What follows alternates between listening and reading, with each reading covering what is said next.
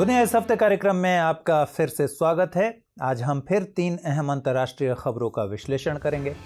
आज सबसे पहले जानेंगे कि पड़ोसी मुल्क श्रीलंका दिवालिया होने के कगार पर क्यों खड़ा है और भारत श्रीलंका को उबारने में क्या भूमिका निभा सकता है।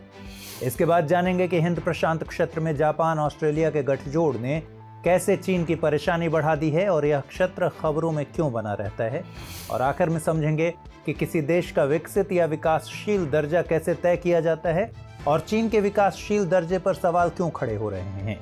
लेकिन सबसे पहले बात श्रीलंका संकट की करते हैं।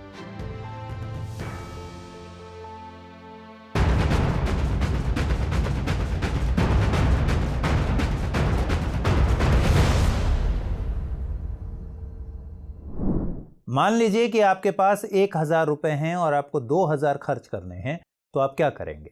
जाहिर है आप किसी से 1,000 रुपए उधार लेंगे। लेकिन हालात ऐसे हो जाएं कि आप उस उधार को चुका पाने में नाकाम हो रहे हों, तब आप क्या करेंगे?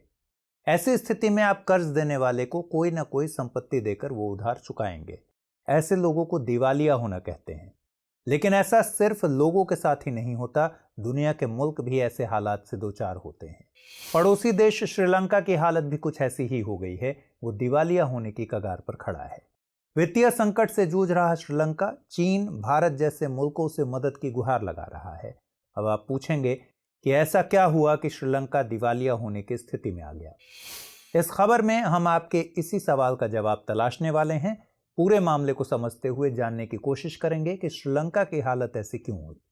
श्रीलंका की इस कंगाली की इनसाइड स्टोरी को जानेंगे। इस बात की पड़ताल करेंगे कि दुनिया के और कितने देश दिवालियापन के शिकार हो चुके हैं। साथ ही अमेरिकी डॉलर आज इंटरनेशनल करेंसी क्यों बना हुआ है, इस पर भी बात करेंगे। श्रीलंका के कर्ज में डूबने की शुरुआत हुई 2007 में, यानी जब वहां की सरकार ने हम्बनटोटा बंदरगाह के निर्माण के लिए कर्ज लेना शुरू कर दिया। साल 2007 से 2016 के बीच सरकार ने कई बार कर्ज लिए और ये सभी कर्ज चीन के एक्सिम बैंक से लिए गए। बात सिर्फ चीन के कर्ज की भी नहीं है। चीन के अलावा अन्य विदेशी कर्ज के बोझ तले भी श्रीलंका दबा हुआ है। इसमें एशियन डेवलपमेंट बैंक, अंतर्राष्ट्रीय वित्तीय बाजार, जापान और भारत भी हैं। श्रीलंका के विदेशी कर्ज का सबसे बड़ा हिस्सा सॉवरेन बॉन्ड के तौर पर था। यह 2017 तक कुल विदेशी कर्जे का 39% था। 2017 में बीबीसी ने एक अखबार के हवाले से रिपोर्ट छापी कि तब तक श्रीलंका पर विदेशी कर्ज कुल $64 बिलियन हो चुका था। 2018 में बिजनेस टाइम्स ने बताया कि 2019 से 2022 तक हर साल श्रीलंका को $4 अरब विदेशी कर्ज चुकाने हैं। लेकिन श्रीलंका की हालत इतनी नाजुक हो गई कि 2017 में ही उसे अपना हम्बनटोटा बंदरगाह चीन के हवाले करना पड़ा। इसकी वजह थी कि श्रीलंका अपने विदेशी कर्ज के भुगतान में उचित संतुलन नहीं बना पा रहा था। श्रीलंका में विदेशी निवेश में भी कमी आ रही थी, जिसकी वजह से श्रीलंका ने हम्बनटोटा को एक तरह से विदेशी रिजर्व के तौर पर चीन को देने की योजना बनाई। लेकिन इससे भी श्रीलंका के कर्ज में कोई कमी नहीं आई।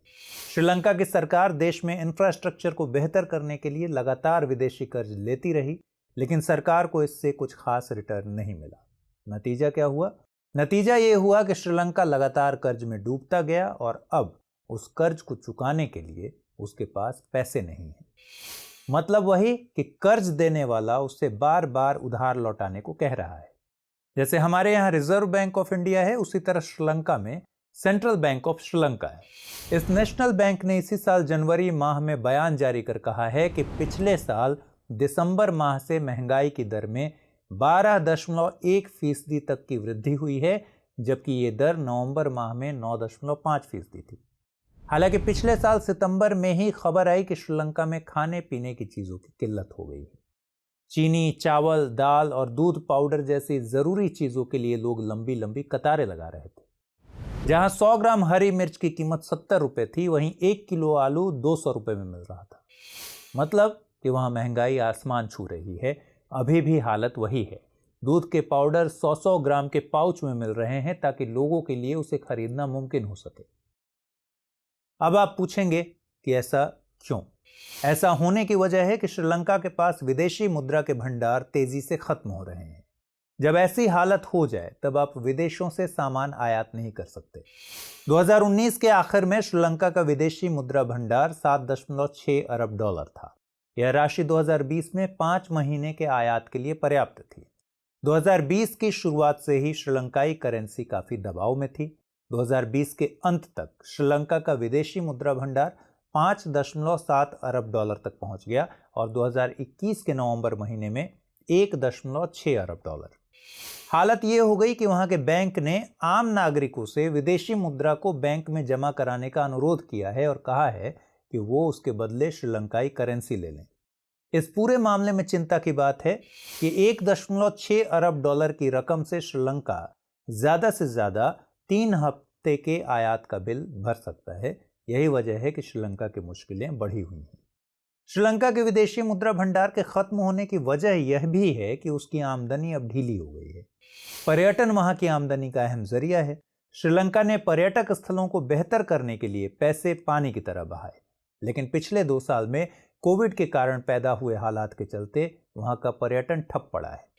विदेशी आ नहीं रहे कि श्रीलंका की कुछ कमाई हो सके। अब आप पूछेंगे कि दिवालिया होने का क्या मतलब है? दिवालिया होने का मतलब है कि आपकी क्रेडिट रेटिंग लगातार खराब हो रही है। अगर क्रेडिट रेटिंग खराब होगी तो कर्ज देने के लिए कोई तैयार नहीं होगा। कर्जदार देश समय पर कर्ज अदा करने में नाकाम रहते हैं और अंतर्राष्ट्रीय वित्तीय संस्थानों का उस देश से भरोसा उठ जाता है। कर्जदाता कर्ज अदायगी की तारीख बढ़ाने से इनकार कर देते हैं। हालांकि श्रीलंका कोई पहला देश नहीं है जो दिवालियेपन के कगार पर पहुंचा है। इससे पहले 1998 में रूस डिफॉल्टर हो गया था, जब उसका करेंसी मार्केट ध्वस्त हो गया। तब निवेशकों को वहां की करेंसी की वैल्यू गिरने की आशंका हो गई थी। 2001 में इक्वाडोर, 2003 में उरुग्वे और 2005 में डोमिनिकन रिपब्लिक डिफॉल्टर हो गए थे। साल 2000 से 2020 के दरमियान लैटिन अमेरिकी देश अर्जेंटीना 2 बार डिफॉल्टर हो चुका है। पूरे मामले को जानने के बाद आपके मन में एक सवाल आ रहा होगा कि आखिर विदेशी मुद्रा की जरूरत क्यों होती है? दरअसल किसी भी इकोनॉमी में विदेशी मुद्रा का पर्याप्त होना कई नजरिए से बहुत जरूरी होता है। अगर किसी देश के पास विदेशी मुद्रा नहीं है तो ऐसे हालात में वो किसी सामान को आयात करने की स्थिति में नहीं होगा।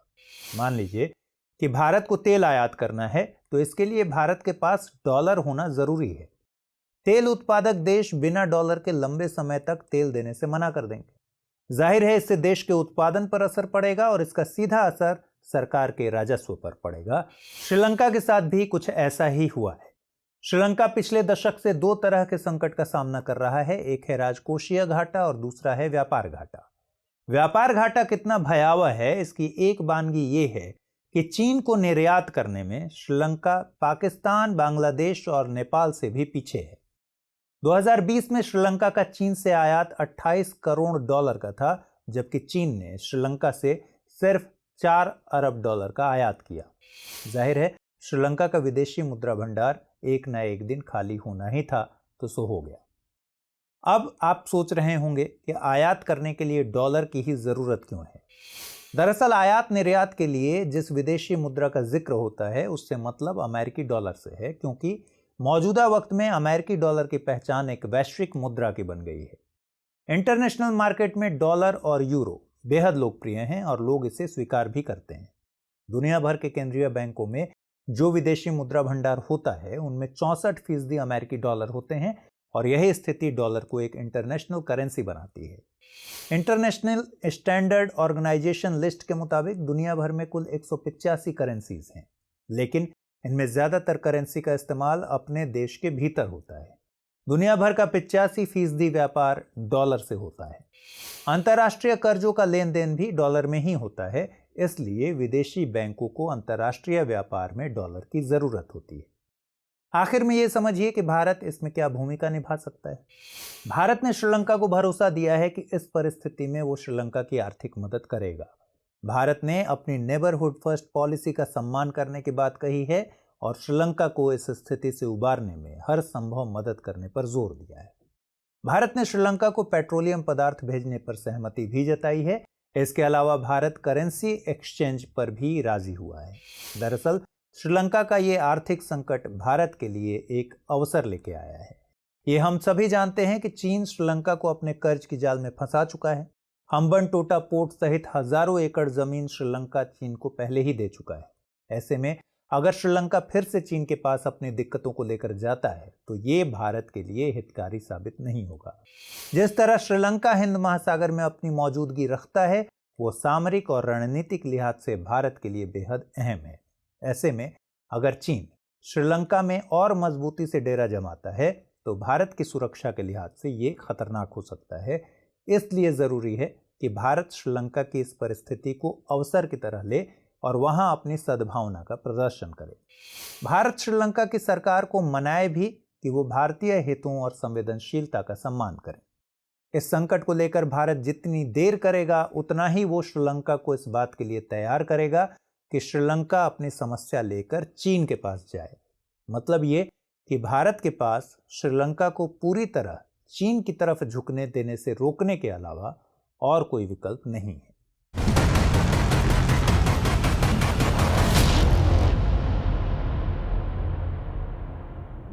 चलिए अब दूसरी खबर देखें। अभी हाल ही में ऑकस नामक ऐतिहासिक सुरक्षा सौदे पर अमेरिका, ब्रिटेन और ऑस्ट्रेलिया राजी हुए थे। इसका मकसद इंडो पैसिफिक यानी हिंद प्रशांत में चीन के बढ़ते वर्चस्व पर काबू पाना है।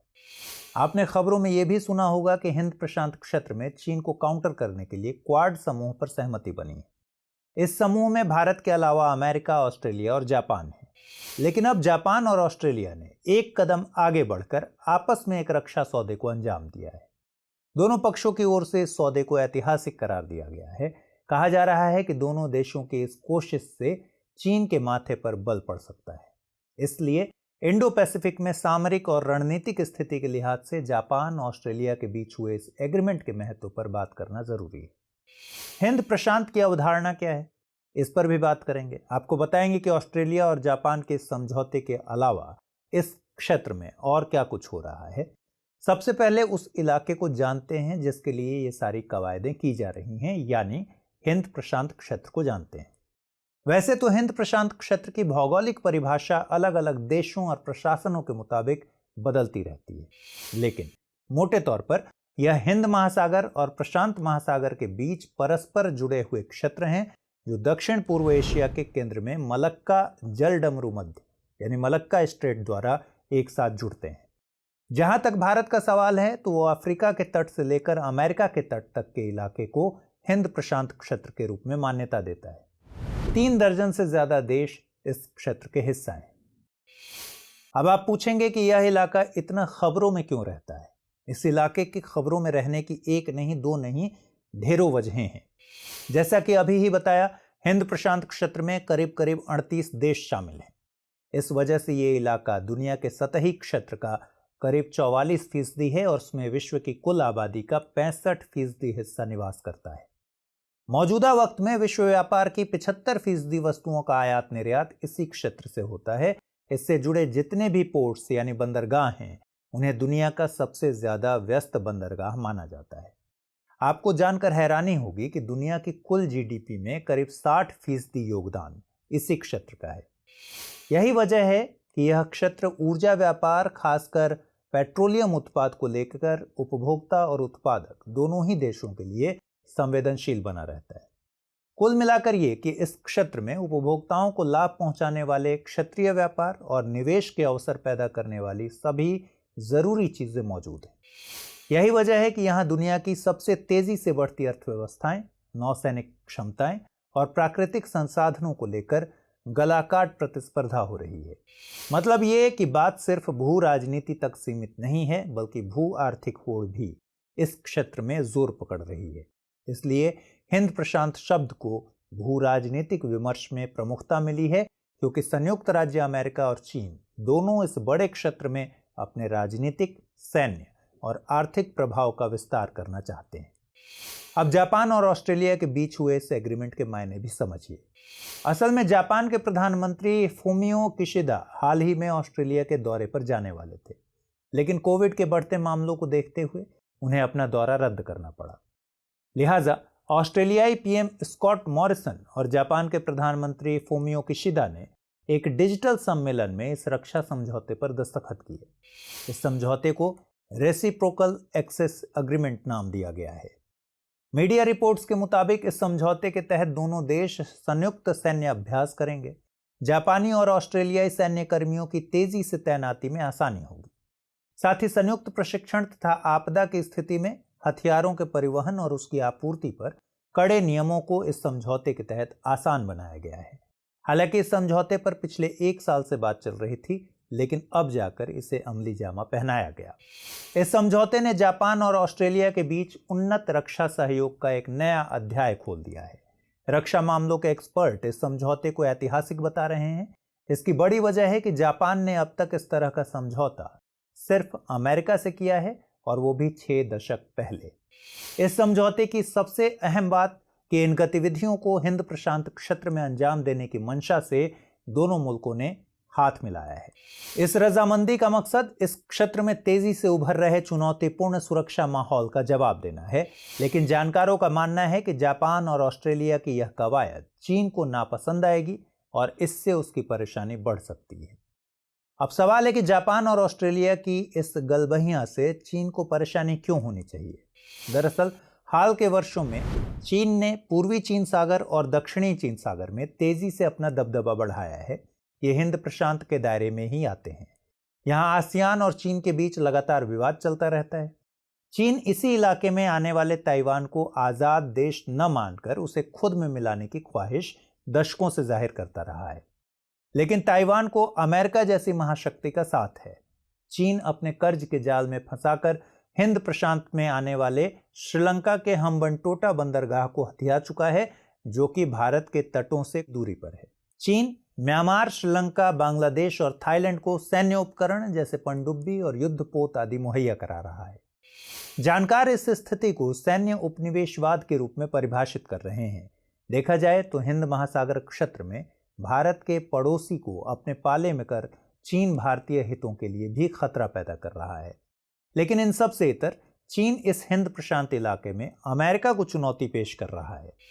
असल में बेल्ट एंड रोड इनिशिएटिव चीन की महत्वाकांक्षी परियोजना है, जिसमें एशिया, मध्य पूर्व, अफ्रीका और यूरोप के कई देश शामिल हैं। दर्जनों वे देश भी हैं जो हिंद प्रशांत इलाके में अपना प्रभाव रखते हैं, लेकिन अमेरिका इसका हिस्सा नहीं है। दूसरी बात है कि भारत भी उसका हिस्सा नहीं है। आर्थिक मोर्चे पर चीन दुनिया के सबसे बड़े व्यापार समझौते क्षेत्रीय व्यापक आर्थिक भागीदारी का सदस्य है। इसमें इंडो पैसिफिक क्षेत्र के कई देश शामिल हैं। चीन इन देशों के साथ एक और बड़े व्यापार सौदे में शामिल होने के लिए गुटबाजी कर रहा है, लेकिन अमेरिका इनमें से किसी का भी मेंबर नहीं है। मुद्दे की सबसे बड़ी बात है कि अमेरिका खुद को इंडो पैसिफिक का सबसे बड़ा खिलाड़ी मानता है और चीन लगातार इस क्षेत्र में अपना दबदबा बनाने की कोशिश में है। दूसरी तरफ जापान और ऑस्ट्रेलिया ने इस क्षेत्र में चीन पर लगाम लगाने के लिए ही एग्रीमेंट किया। इसलिए कहा जा रहा है कि चीन अपने मंसूबे में नाकाम होता देखकर चिंतित हो सकता है। हालांकि चीन की परेशानी सिर्फ इतनी भर नहीं है। हिंद प्रशांत में चीन को रोकने के लिए और भी कई इंतजाम किए गए हैं। हमने आपको शुरू में ही बताया कि भारत, अमेरिका, ऑस्ट्रेलिया और जापान ने क्वाड समूह बनाया है, जिसका बड़ा उद्देश्य हिंद प्रशांत में चीन को रोकना है। ऐसा माना जा रहा है कि जापान और ऑस्ट्रेलिया का समझौता क्वाड को और भी मजबूत करेगा। दूसरी तरफ अमेरिका, ऑस्ट्रेलिया और ब्रिटेन ने ऑकस समझौता किया है और इसे भी हिंद प्रशांत में चीन के प्रभाव के खिलाफ एक कोशिश के तौर पर देखा जा रहा है।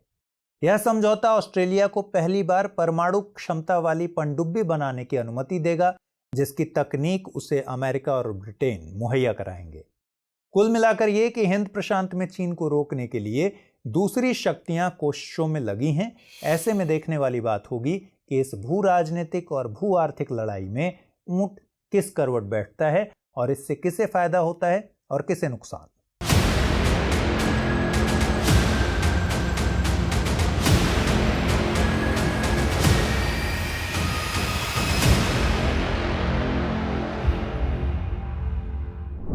चलिए अगली खबर देखें।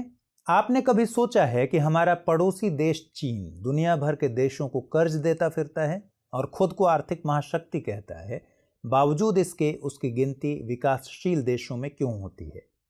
ये भी छोड़िए, ये देखिए कि चीन दुनिया की दूसरी बड़ी अर्थव्यवस्था है, लेकिन फिर भी वो विकासशील देश कहलाता है।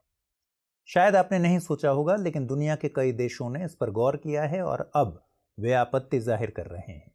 दरअसल हाल ही में कुछ देशों ने विश्व व्यापार संगठन में चीन को मिलने वाले विकासशील देश के दर्जे पर चिंता जाहिर की है। उनका मानना है कि एक उच्च मध्यम आय वाले देश के तौर पर चीन को विकासशील देशों की श्रेणी में नहीं होना चाहिए, लेकिन विकासशील श्रेणी में बने रहकर वो अभी भी उसी जमात में शामिल है जिसमें पापुआ न्यू गिनी और जिम्बाब्वे जैसे गरीब देश शामिल हैं। मतलब ये कि चीन विकासशील देशों को मिलने वाली तमाम तरह की रियायतों का फायदा उठा रहा है, जबकि वो इसका हकदार नहीं है। आज समझेंगे कि किसी देश का विकसित या विकासशील देश का दर्जा कैसे तय होता है। विकासशील देशों को मिलने वाले फायदे के बारे में भी जानेंगे। साथ ही देखेंगे कि किन आधारों पर चीन के विकासशील दर्जे पर सवाल उठाए जा रहे हैं।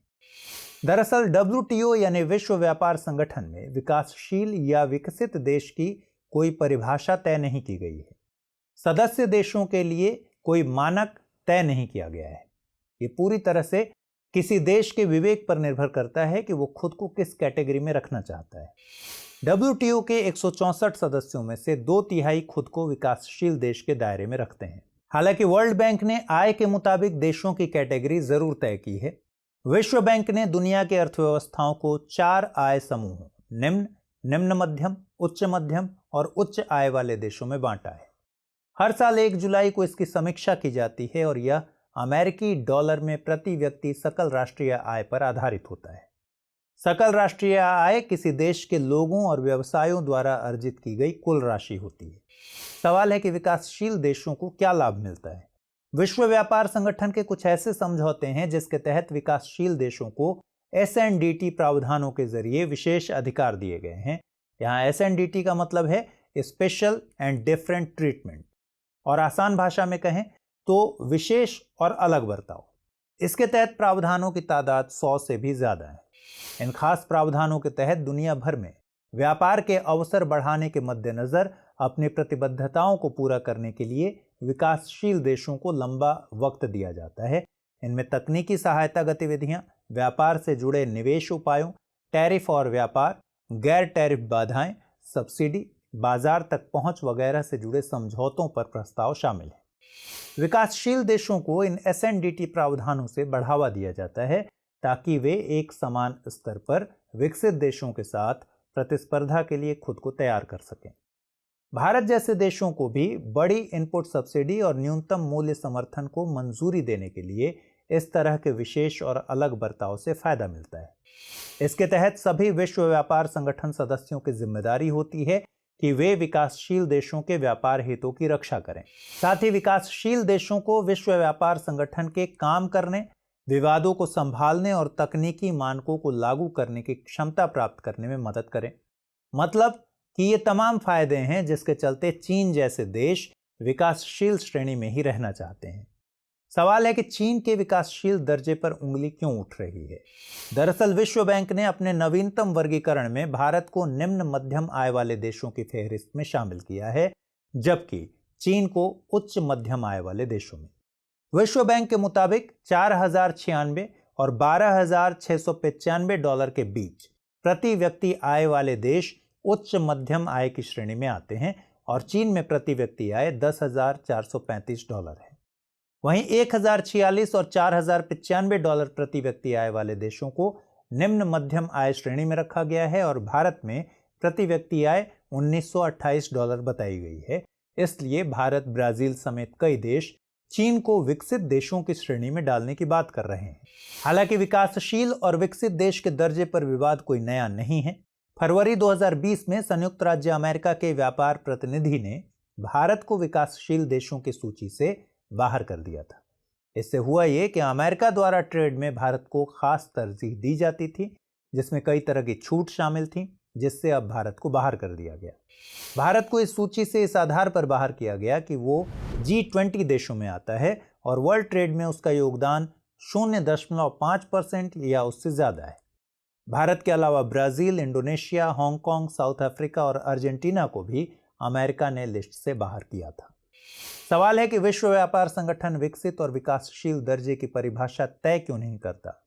ऐसा नहीं है कि इस दिशा में विश्व व्यापार संगठन कोई पहल नहीं करता है, लेकिन दिक्कत यह है कि वो इस दिशा में जब भी कोई प्रयास करता है, विकासशील देश एकजुट होकर इसका विरोध करने लगते हैं।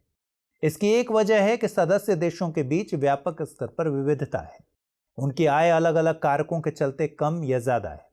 ऐसे में कोई भी स्पष्ट पैमाना तय करना मुश्किल है। इसलिए ये सदस्य देशों पर छोड़ दिया गया है कि जब उन्हें उचित लगे तब खुद ही अपनी कैटेगरी बदल लेनी चाहिए। अब आप सोचेंगे कि कैटेगरी चुनना सदस्य देशों के विवेक पर ही निर्भर करता है, तब अमेरिका और ऑस्ट्रेलिया जैसे देश खुद को विकासशील घोषित क्यों नहीं कर देते? दरअसल अगर ये देश चाहें तो ऐसा कर सकते हैं, लेकिन ऐसा करना बड़ी अजीब बात होगी। अगर अमेरिका जैसे देश भी खुद को विकासशील देश घोषित करना शुरू करेंगे तो इस सिस्टम का कोई मतलब नहीं रह जाएगा। अगर कोई देश स्पष्ट तौर पर गरीब नहीं है और वे विकासशील या गरीब होने का दावा करते हैं तो इस व्यवस्था की अहमियत कम हो जाएगी। फरवरी 2019 में अमेरिका ने एक प्रस्ताव पेश किया जिसके तहत विकासशील और विकसित देशों के लिए एक स्पष्ट दायरा तय किया जाना था, लेकिन इस प्रस्ताव को भी नहीं अपनाया गया है।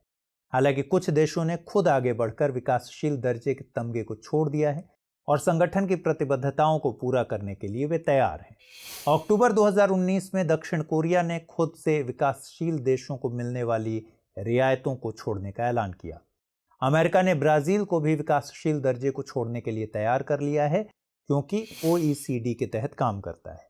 मतलब ये कि अब तक सदस्य देशों पर छोड़ा गया है कि वे अपनी कैटेगरी खुद चुनें, लेकिन विश्व व्यापार संगठन को जल्द से जल्द एक विकासशील राष्ट्र को स्पष्ट रूप से परिभाषित करना चाहिए ताकि जो देश रियायत पाने के हकदार हों उन्हें ही ये सुविधा मिल सके। आइए अब जल्दी से नोट करते हैं आज के एपिसोड पर आधारित क्या सवाल बनते हैं। पहला सवाल है, किसी देश के दिवालिया होने का क्या अर्थ है? किसी भी देश के लिए विदेशी मुद्रा भंडार की क्या अहमियत है? श्रीलंका की हालिया स्थिति के विशेष संदर्भ में वर्णन कीजिए। दूसरा सवाल, हिंद प्रशांत क्षेत्र में वर्चस्व की लड़ाई केवल भू राजनीतिक नहीं बल्कि भू आर्थिक भी है, टिप्पणी कीजिए।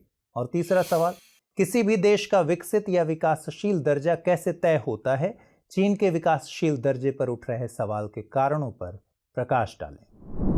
तो फिलहाल दुनिया इस हफ्ते कार्यक्रम में इतना ही। अगले एपिसोड में फिर से आपसे मुलाकात होगी। अपना ख्याल रखिए, खूब जमकर पढ़ाई कीजिए।